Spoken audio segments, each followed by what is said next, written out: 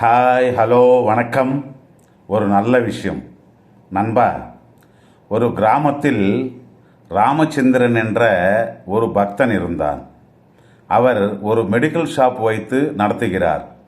அந்த ஷாப்பில் ஒரு மூலையில் கண்ணனுடைய விக்கிரகத்தை வைத்து டெய்லி ஒரு தீபத்தை ஏற்று பூஜை செய்த பிறகுதான் வியாபாரத்தை தொடங்குவார்.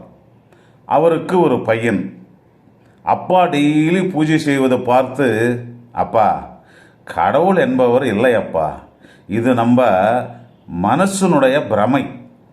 சூரியன் தன்னுடைய தேரில் ஏறி உலகம் முழுவதும் சுற்றுகின்றார் என்று சாஸ்திரங்கள் சொல்லுகின்றன. ஆனால் பூமி சூரியனை சுற்றுகின்றது என்று தான் சயின்ஸில் நிரூபணம் ஆகிவிட்டது. இப்படி ஒவ்வொரு நாளும் சயின்ஸ் பற்றி சொல்லி சொல்லி ஆண்டவன் என்பவனே இல்லை என்று காட்டுவதற்கு முயற்சிப்பான். அதையெல்லாம் தந்தை கேட்டு ஒரு சிரிப்பாரே தவிர்த்து அவனோடு என்றைக்குமே வாதனை செய்ததில்லை. காலம் ஓடுகின்றன. அவருக்கும் வயசாகிவிட்டது.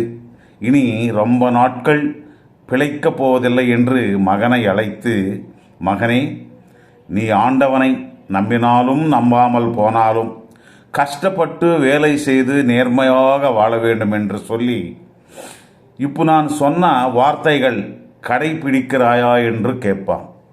கண்டிப்பாக அப்பா, நீ சொன்னதை போலவே நேர்மையாக பணிபுரிகிறேன் என்று சொல்லுவான். அப்பு, மகனே, நான் இருந்த பிறகு இந்த கடையில் இருக்கும் கண்ணன் விக்கிரகத்தை ஒவ்வொரு நாளும் சுத்தம் செய். நீ என்னைக்காவது ஏதாவது பிரச்சனையில் மாட்டிக்கொண்டால் உன்னுடைய 2 கரங்களை ஜோடித்து அந்த பகவானை உன்னுடைய பிரச்சனை சொல். நான் சொன்ன இந்த ஒரு வேலை மட்டும் செய்யென்று மகனிடம் சொல்லி அவர் இறந்து விடுவார். பிறகு ஒரு நாள் அதிபயங்கரமான மழை பெய்கிறது. அந்த நேரத்தில் கரண்ட்டும் ஆஃப் ஆகிவிட்டது. அந்த சமயத்திலே ஒரு பையன் அந்த மலையில் நனைந்தபடி ஓடோடி வந்து மருந்து சீட்டு காண்பித்து, அண்ணா, இந்த மருந்து அர்ஜென்ட்டாக வேண்டும், எங்கள் அம்மாவுக்கு உடம்பு முடியவில்லை, அர்ஜென்ட்டாக தரும்படி டாக்டர் சொன்னார், கொஞ்சம் அவசரமாக கொடுங்கள் அண்ணா என்று கேட்பான். அந்த சீட்டு பார்த்து மருந்து பாட்டிலை தருவான். உடனடியாக அந்த பையன் மின்னல் வேகத்தில் ஓடிவிடுவான். அவன் போன பிறகு கவுண்டரில் பார்த்த உடனே இவனுக்கு வேர்வை கொட்டுகிறது.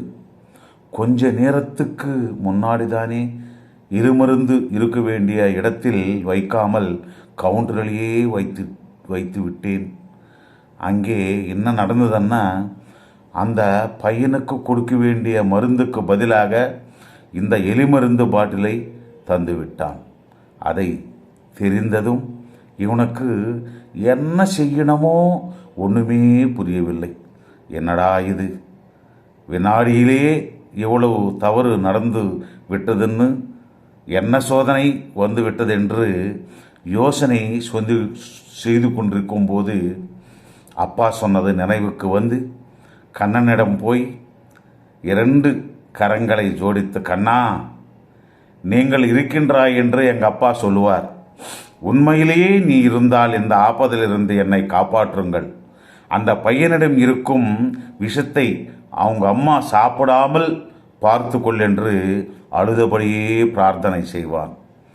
அப்போ அவனுக்கு பின்புறத்திலிருந்து ஒரு குரல், அண்ணா, நீ கொடுத்த அந்த மருந்து அவசரத்திலே சேற்றில் காலை வைத்து விழுந்ததால் அதை அந்த சேற்றில் உடைந்து விட்டது அண்ணா. தயவு செய்து எனக்கு மற்றொரு மருந்து பாட்டிலை அர்ஜென்ட்டாக கொடுங்கள் அண்ணா என்று அழுது கொண்டே கேட்பான். அதை கேட்டதும் தன்னுடைய பிரச்சனை கேட்ட வினாடியிலேயே பிரச்சனை தீர்த்ததற்கு அந்த கண்ணனை பார்த்து அவனுடைய கண்களில் அவனுக்கு தெரியாமலே ஆனந்த கண்ணீர் வந்து விட்டது. அன்னிலிருந்து இந்த சமஸ்த உலகத்தையும் நடத்துகின்றவன் அந்த ஸ்ரீகிருஷ்ண பகவான் என்று நம்பிக்கை அவனுக்கு வந்துவிட்டது. ஆண்டவனை மனமாற நம்புவதற்கு இந்த கதையை ஒரு நல்ல உதாரணம் நண்பா. ஆண்டவன் இருக்கிறான், ஆனால் அவன் நமக்கு தென்பட மாட்டான். இது உண்மை. நன்றி, நன்றி, நன்றி.